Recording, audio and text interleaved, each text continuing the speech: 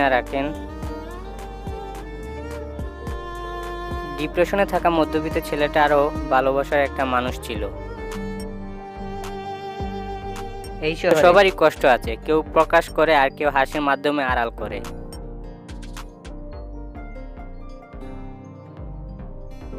যে রাগ করে চলে যায় সে ঠিকই একদিন ফিরে আসে, কিন্তু যে হাসি খুশি চলে যায় সে কখনো ফিরে আসে না। স্বার্থ থাকলে অনেক কথাই হবে, স্বার্থ ফুরালে চেনার জন্য আবার পরিচয় দিতে হবে। ঠকতে ঠকতে এমন পর্যায়ে এসে গেছি, এখন কেউ ঠকালেই হাসি পায়। কষ্ট পাওয়া যায়, অভ্যাসে পরিণত হয়ে যায়, সে এক সময় কান্না করতেও ভুলে যায়। যেতে চাইলেই বলো মায়া বাড়িয়ে কি লাভ, নিমিষেই মুক্তি দিব অপূর্ণ থাক প্রেমের আলাপ।